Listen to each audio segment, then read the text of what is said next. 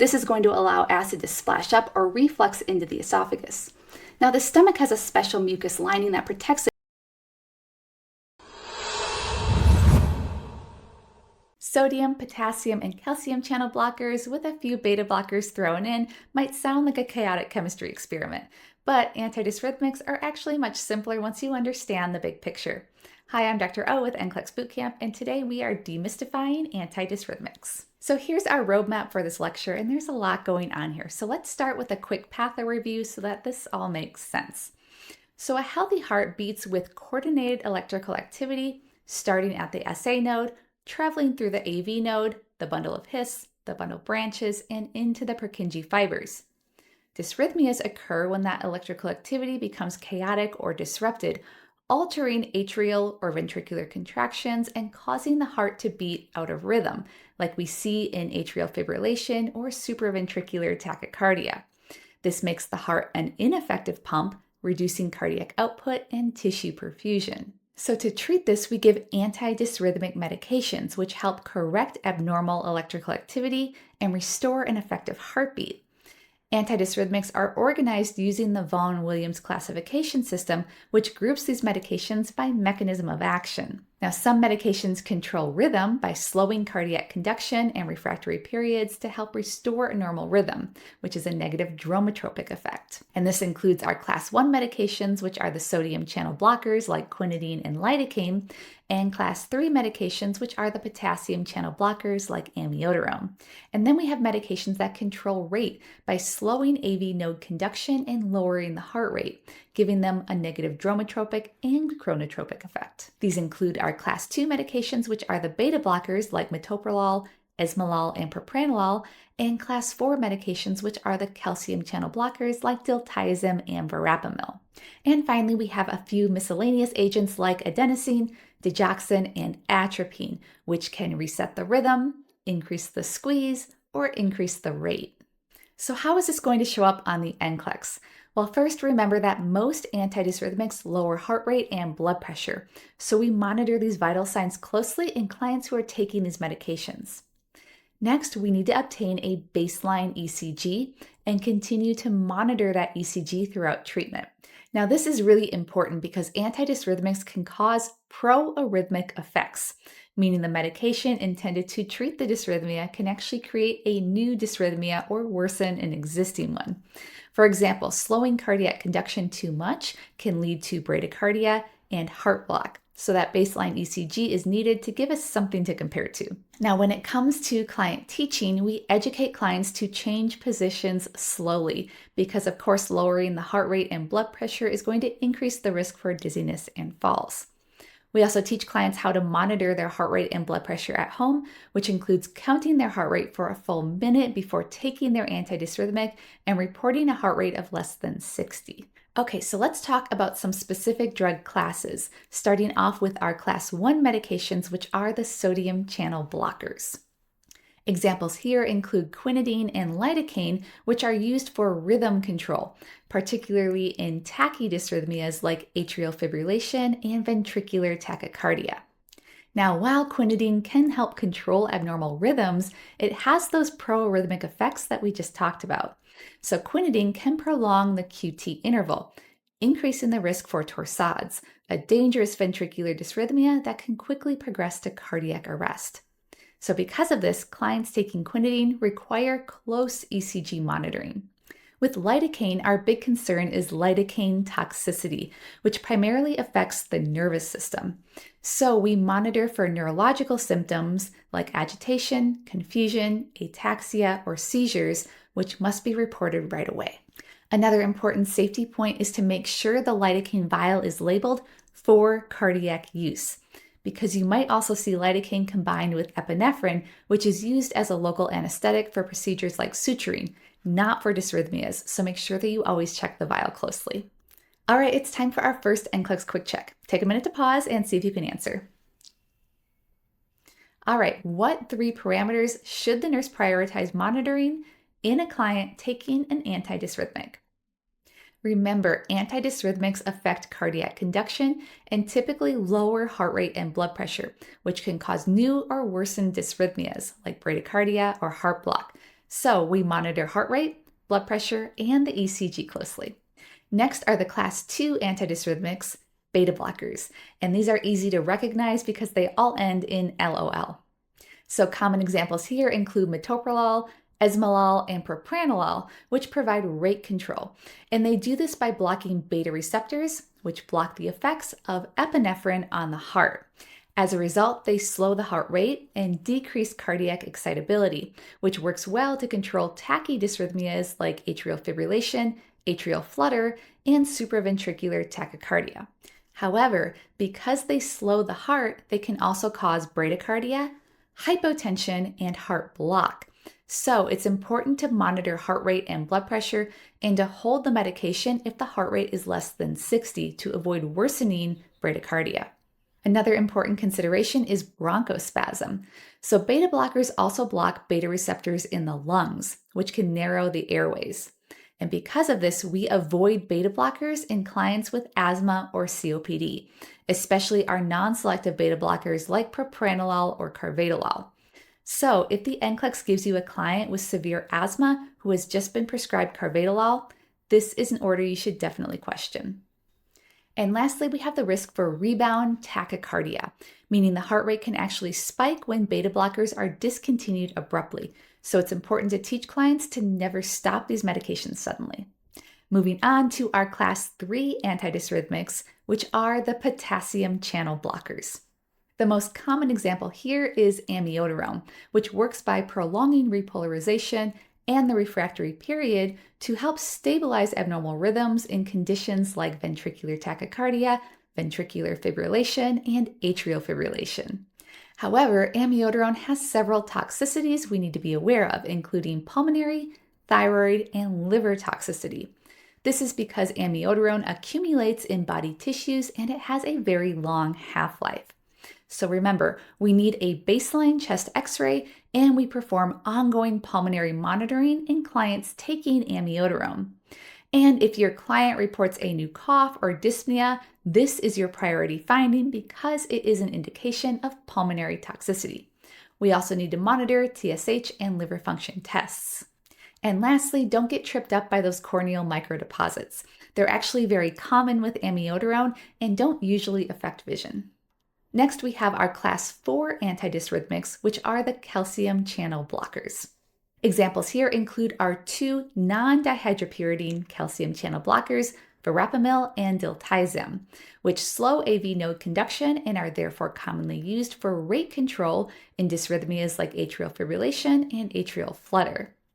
Now, the NCLEX favorite here is grapefruit. So clients should avoid grapefruit or grapefruit juice because it inhibits the metabolism of calcium channel blockers, causing drug levels to rise and increasing the risk for toxicity. Additionally, because these medications slow the heart rate, they can cause bradycardia, hypotension, and worsening heart failure. So be sure to monitor heart rate, blood pressure, and watch for signs of heart failure like dyspnea or edema. All right, it's time for our next NCLEX quick check. Take a minute to pause and see if you can answer. All right, what symptoms should be reported immediately in a client taking amiodarone? Amiodarone can cause pulmonary toxicity. So remember those baseline chest x-rays, pulmonary function tests, and to immediately report any new respiratory symptoms like cough or dyspnea. Next up, a client taking diltiazem should be educated to avoid consuming what? That is grapefruit juice, because grapefruit juice inhibits the metabolism of calcium channel blockers like diltiazem, causing drug levels to rise and increasing the risk for toxicity. Our final category includes the miscellaneous antidysrhythmics, adenosine, digoxin, and atropine. Adenosine is used to treat supraventricular tachycardia, and it works by briefly blocking AV node conduction, interrupting the abnormal rhythm, and allowing the heart to reset. But this means it's normal to see a short period of asystole on the ECG, and this can look alarming, but it is expected. Now, for safety, the client needs continuous ECG monitoring and emergency equipment must be available before administration. Adenosine also has an extremely short half-life, so it must be given via rapid IV push, followed by an immediate saline flush for it to work effectively. Next is digoxin, which slows the heart rate and increases the force of cardiac contractions. So it's increasing how forcefully that heart squeezes, making it a positive inotrope and useful in conditions like atrial fibrillation and heart failure. Now, before giving digoxin, you must check an apical pulse for 1 full minute. If the heart rate is below 60, you hold the medication and notify the provider, because digoxin will slow the heart and giving it can worsen bradycardia. Keep in mind, bradycardia is also a sign of digoxin toxicity, along with nausea and vision changes like yellowed or blurry vision.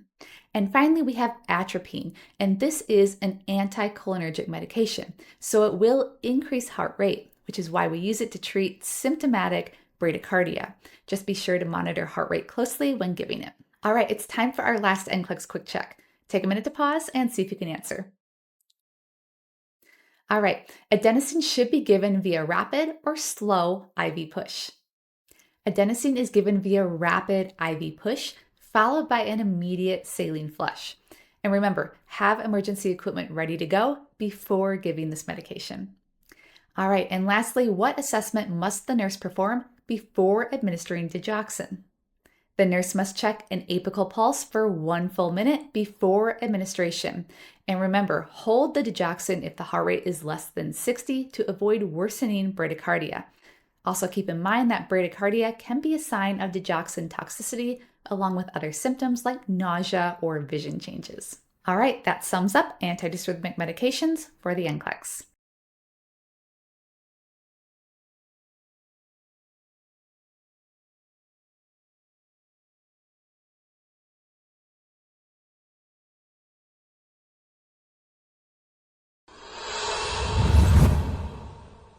Hi, I'm Dr. O with NCLEX Bootcamp.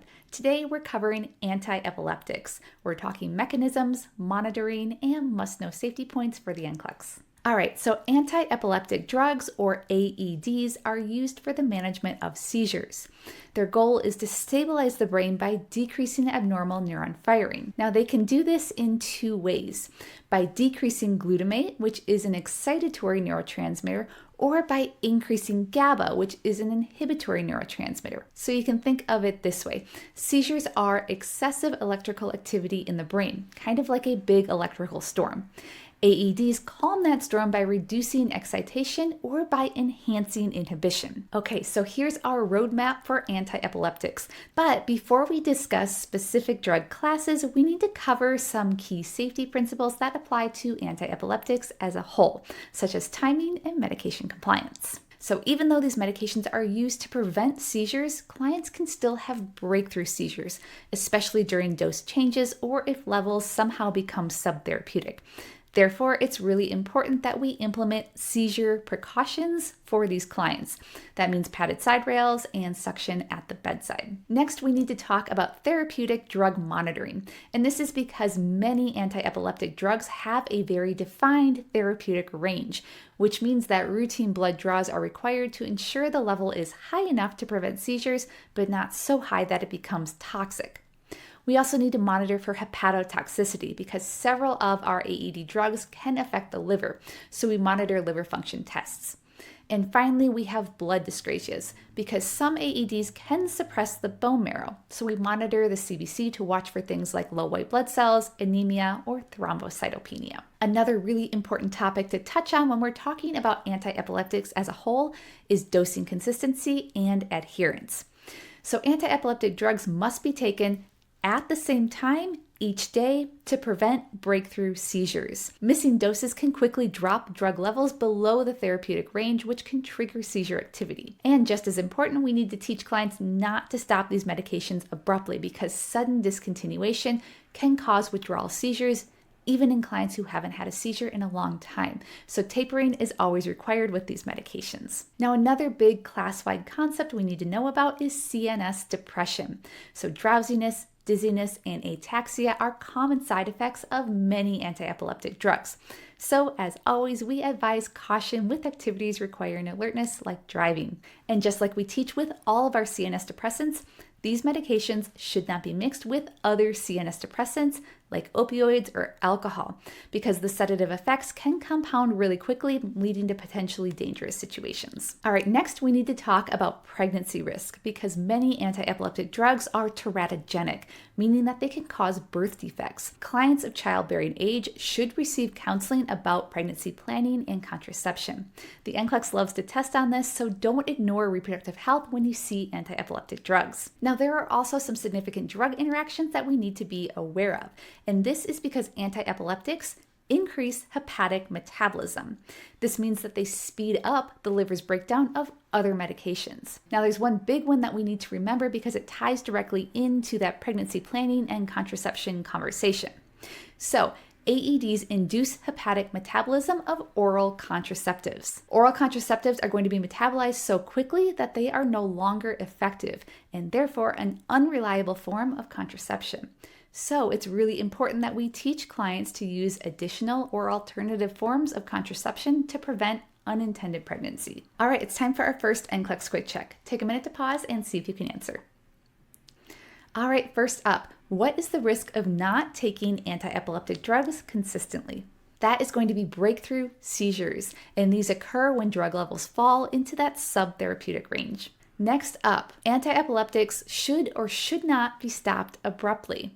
Remember, these drugs should not be stopped abruptly because this can result in withdrawal seizures because, again, sudden cessation can cause drug levels to fall into that subtherapeutic range, increasing risk for seizures. And lastly, true or false, oral contraceptives are an appropriate option for a client taking anti-epileptic drugs. That, of course, is false because anti-epileptic drugs, remember, induce hepatic metabolism of other drugs, including oral contraceptives, meaning they will no longer be effective. So now we're moving on to individual medication classes, starting first with the hydantoins, which include phenytoin and fosphenytoin. Now we can see here that the big NCLEX takeaway is gingival hyperplasia. So let's take a closer look. Okay, so when we see hydantoins, we can recognize them because they end in toin, like we see in phenytoin and fosphenytoin. Now, as I just mentioned, the big NCLEX testable point with this class is gingival hyperplasia, meaning overgrowth of the gum tissue. Because of this, it's really important that we teach clients to practice good dental hygiene. So if the NCLEX asks you about appropriate education, look for options that talk about the importance of regular brushing, flossing, and routine dental visits. Some other key safety points include therapeutic drug monitoring. This is because phenytoin has a narrow therapeutic range of 10 to 20 micrograms per milliliter. So routine blood draws are required to ensure that we stay within that range because even small dose changes can lead to toxicity. Now, if you find yourself being asked about IV administration of phenytoin, you need to remember 3 things. 1, use a large vein to prevent irritation. 2, push it slowly, no faster than 50 milligrams per minute to avoid causing hypotension or dysrhythmias. And 3, only flush with normal saline to avoid causing precipitate in the IV line. Next, we're moving on to our aminostilbenes, which include carbamazepine and oxcarbazepine.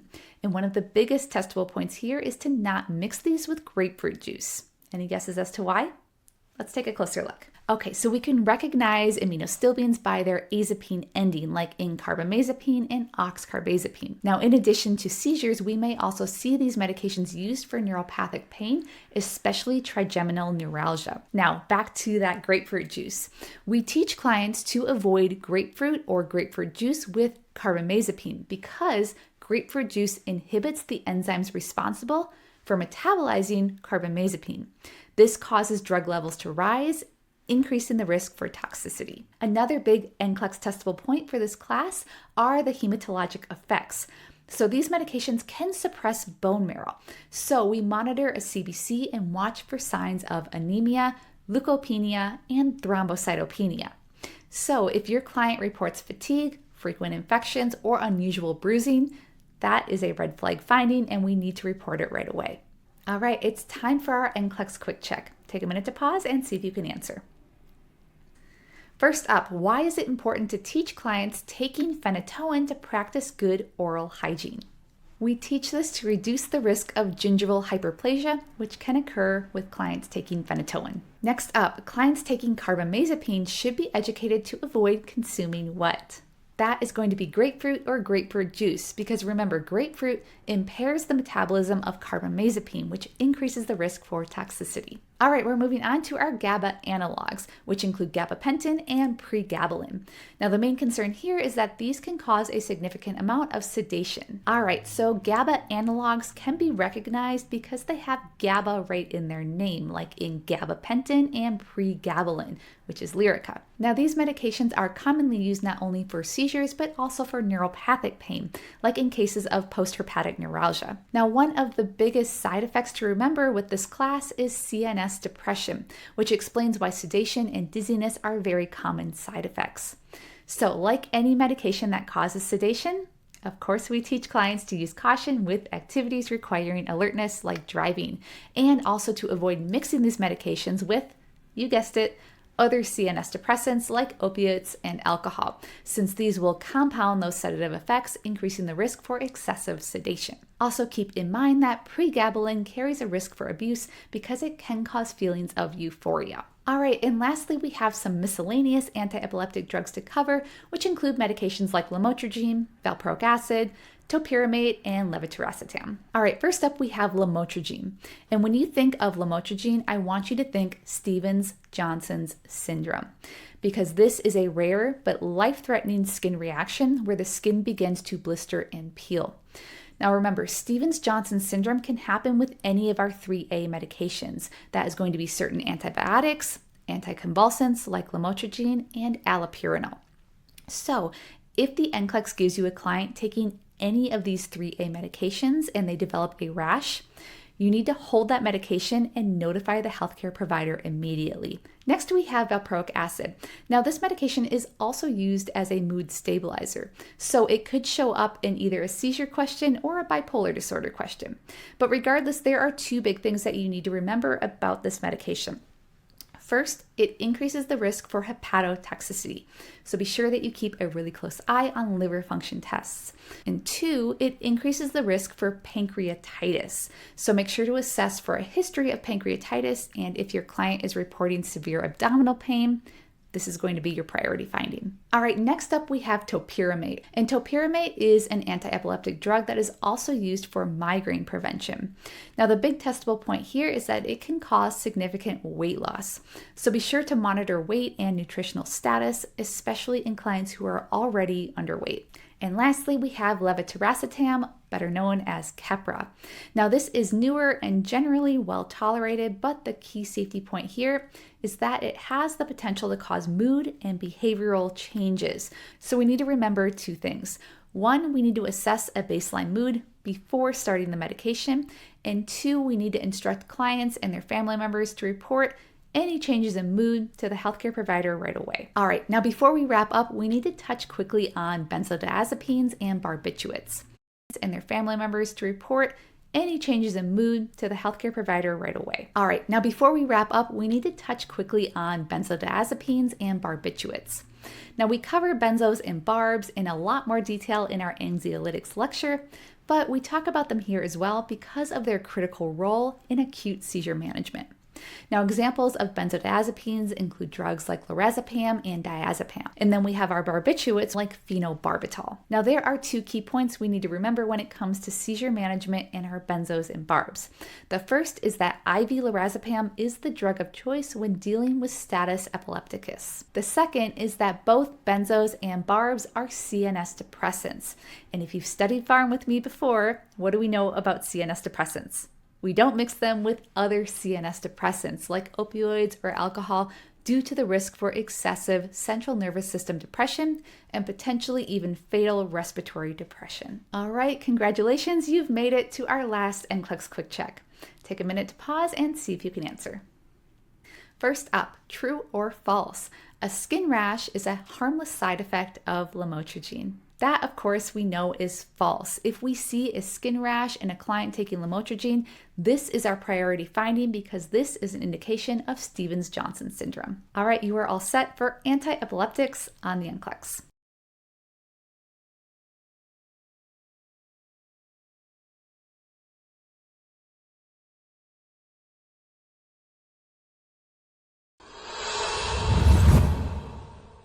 Hi, Hi, I'm Courtney. I'm so glad you're here. The NCLEX loves to test on antihypertensive medications, so today we're covering all the high yield points that you need to know.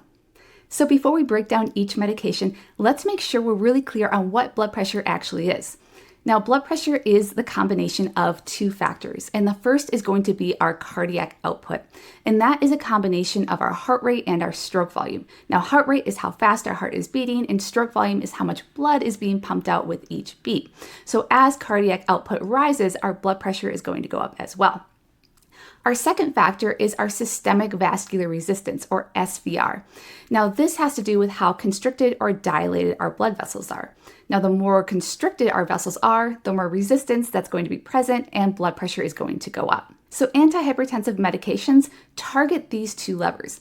For example, beta blockers decrease heart rate and stroke volume, which leads to lower cardiac output, while our medications like our ACE inhibitors, our ARBs, and our calcium channel blockers cause vasodilation, which decreases systemic vascular resistance. Now, in the end, we get the same result and blood pressure goes down.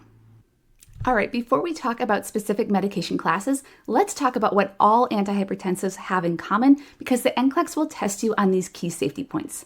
The first up is hypotension. Now, these medications are designed to lower blood pressure, but they can drop it too low, and that's why we always check blood pressure before administration.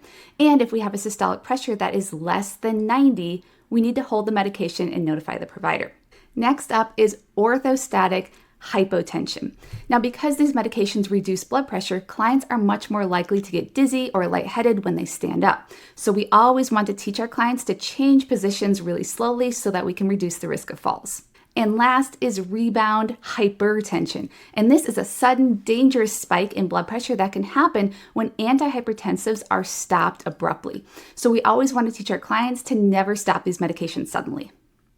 Now you can see that each of our medication classes comes with its own set of safety considerations. So let's zoom in on the differences and, more importantly, how the NCLEX is going to test you on them.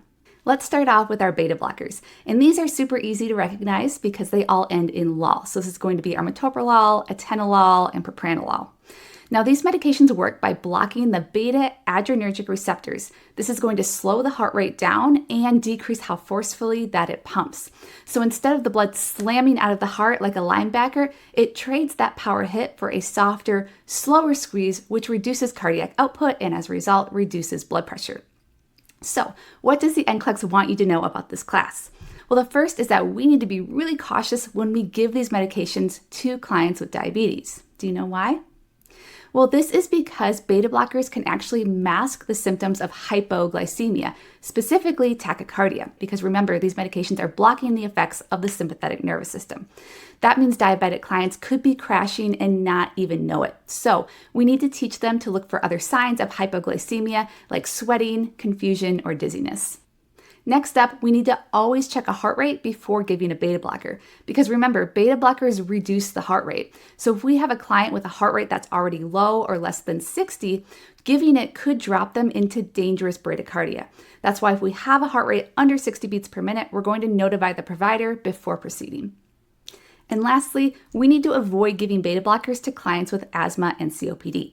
Now, this is because beta blockers can also block the beta receptors on the lungs, and that can trigger bronchoconstriction. So if someone's already struggling to breathe, like a client who has asthma or COPD, giving a beta blocker is going to make those respiratory symptoms worse. Next up, we have our ACE inhibitors, and we can recognize these because of their pril endings. So this is going to be our lisinopril, enalapril, and captopril. Now, these medications work by blocking the conversion of angiotensin 1 to angiotensin 2. Angiotensin 2 is a potent vasoconstrictor. So if we block its effects, we're going to get vasodilation, which is going to decrease vascular resistance and reduce blood pressure. We can think of this like 20 people crammed into a tiny little elevator. If we suddenly open that elevator up into a big conference room, those 20 people are going to have so much more space and they're going to be under a lot less pressure. And that is the role of our vasodilators. So what does the NCLEX expect you to know about this class? Well, if you remember nothing, I want you to remember angioedema. This is a rare but potentially fatal reaction to ACE inhibitors that causes rapid facial swelling around the eyes, the lips, and the tongue. And this is an emergency because all of that swelling can block the airway.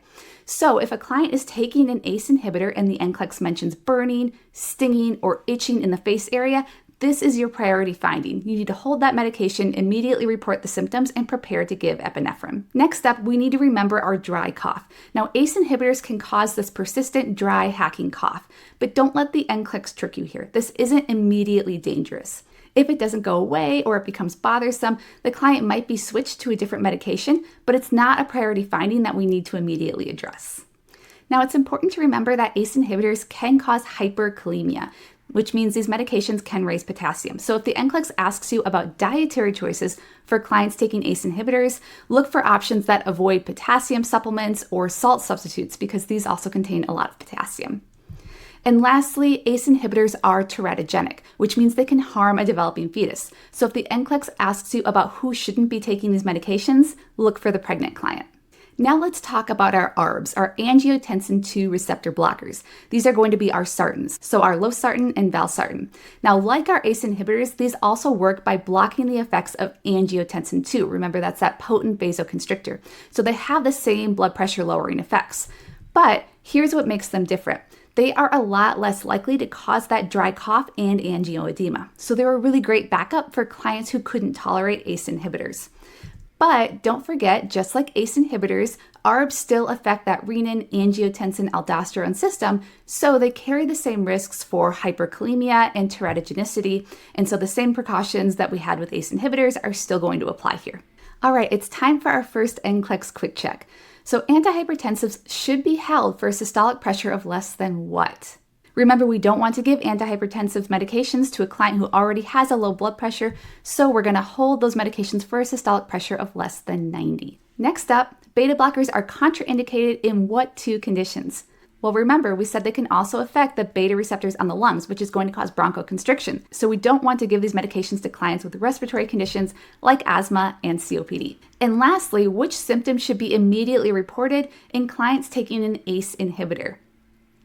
Well, that's going to be our facial swelling or any kind of itching or burning in the face area. These are signs of angioedema, a rare but potentially fatal reaction to ACE inhibitors. Next up are calcium channel blockers. Specifically, these are dihydropyridine types, which are amlodipine and nifedipine. Now, like our ACE inhibitors, calcium channel blockers also lower blood pressure by causing vasodilation, and they do this by blocking calcium from entering the smooth muscle. Now, because of that vasodilation, we might often see side effects like flushing, headaches, and peripheral edema. Now, these aren't emergencies, but they're common enough that we should expect to see them. Now, our NCLEX standout here is that clients need to avoid consuming grapefruit juice. And this is because grapefruit juice interferes with the liver's ability to metabolize these drugs. And this can increase drug levels and lead to toxicity. We're moving on to our direct vasodilators like hydralazine and nitroprusside. Now, these medications directly dilate blood vessels, which can drop blood pressure really fast. So these are often given IV in hypertensive emergencies, and that means we need to monitor blood pressure really, really closely because it's easy to overshoot and drop blood pressure too low. Now, hydralazine works really quickly, but it often causes tachycardia, dizziness, and headache. And this is because when blood pressure drops suddenly, the body tries to compensate for this by increasing heart rate to maintain perfusion. And that's why hydralazine is often paired with a beta blocker because it helps control that reflex tachycardia. And nitroprusside is a powerful IV medication used for critically high blood pressure. And the NCLEX wants you to know a couple of things here. The first is that it can cause severe hypotension, so we need to monitor blood pressure continuously when we're giving this. And with high doses or prolonged use, there's actually a risk for cyanide toxicity. And this is because of how the body metabolizes this medication. It's rare but serious, so we need to watch out for signs of this like weakness, confusion, or altered mental status.